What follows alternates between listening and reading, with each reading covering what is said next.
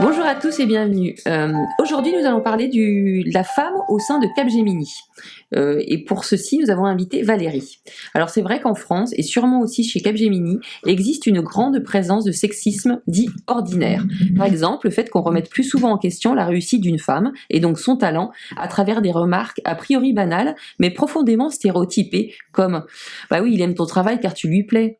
On m'a déjà fait cette remarque et j'ai répondu « M'aurais-tu fait cette remarque si j'avais été un homme ?» Bonjour Géraldine. Alors, ce sujet doit prendre de la hauteur avant tout sur le monde du travail en général, car certains environnements professionnels peuvent ou doivent apprendre à dépasser la stigmatisation, la méfiance à l'égard de la présence féminine, au motif que les femmes seraient des substituts d'emploi normalement masculins ou qu'elles seraient des problèmes ou des menaces en puissance. Elles ne sont ni des substituts ni des éléments strictement égaux, mais des forces complémentaires, comme il se doit dans toute équipe où les différences sont des valeurs. En échangeant avec des femmes au sein de Capgemini, j'ai déjà entendu une remarque déplacée a réussi en quelques secondes à abîmer la confiance que j'avais réussi à construire ces 10 dernières années en tant que femme. Effectivement, les hommes ont une responsabilité face à chaque geste, chaque remarque, voire chaque pensée sexiste qu'ils génèrent ou dont ils sont témoins. L'ambition de consolider un équilibre grâce à des dispositifs volontaristes qui conduisent les hommes à prêter une attention plus constante à des objectifs de rééquilibrage. Ce volontarisme passe par la parité en entreprise, par exemple, ou par une incitation des collègues masculins à défendre l'égalité. Sans ce volontarisme, la situation évoluerait peu ou se dégraderait même. Cela dépend des secteurs d'activité, mais il faut reconnaître que le nôtre n'est pas à l'avantage des femmes. La femme a du mal à s'imposer dans le secteur du monde informatique. Oui, le complexe de légitimité, ou plus souvent appelé le syndrome de l'imposteur, est souvent le propre des minorités intégrant des milieux masculins tels que l'informatique. Et donc, le syndrome de l'imposteur n'est pas à prendre à la légère, d'autant que le numérique est un domaine qui occupe une place très particulière dans notre société.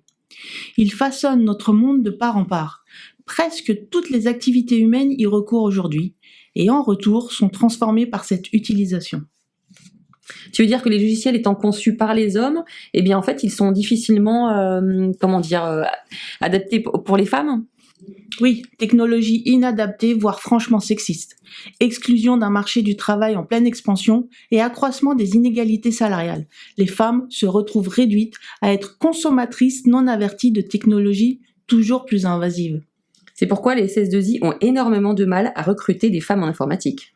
Et effectivement, Géraldine. Et derrière le divorce des femmes d'avec l'informatique, il y a celui d'avec la technologie et encore derrière d'avec la technique. C'est un fossé entretenu par des structures sociales construites par des siècles de division genrée du travail, d'idéologies sexistes et de façonnement des subjectivités. Oui, c'est pour cela que la réflexibilité est un équipement nécessaire pour réussir dans un environnement majoritairement masculin. Je rappelle que la réflexivité est la capacité à réfléchir sur soi-même. Cette réflexivité, pas facile à dire, aide à traverser les différentes épreuves et permet, non sans risque, de surmonter ses propres appréhensions, de prendre conscience de ses apports à un milieu dont la culture professionnelle est traditionnellement masculine et dont les manières de se comporter ne sont pas tranquillement neutres.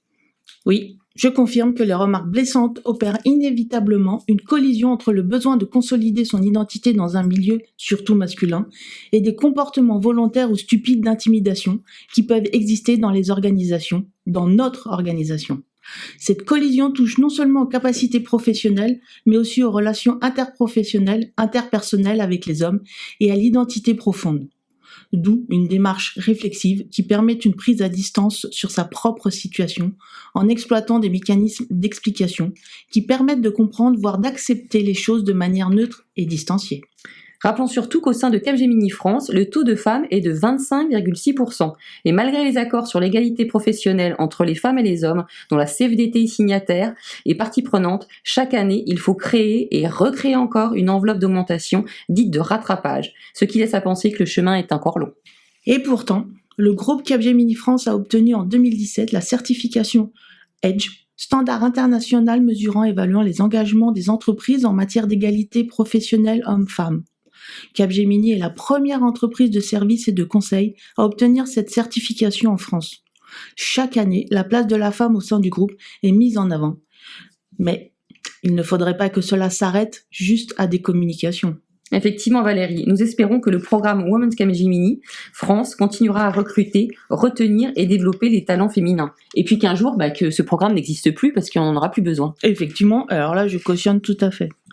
Et surtout à les promouvoir au grade VP et accéder au poste de direction. Voilà, nous arrivons au terme de ce nouveau podcast. Merci à tous de nous avoir écoutés. Si vous avez des questions, n'hésitez pas à poster des commentaires sous la vidéo. Nous vous ferons un plaisir de vous répondre. À la technique, réalisation Yanis, merci à lui.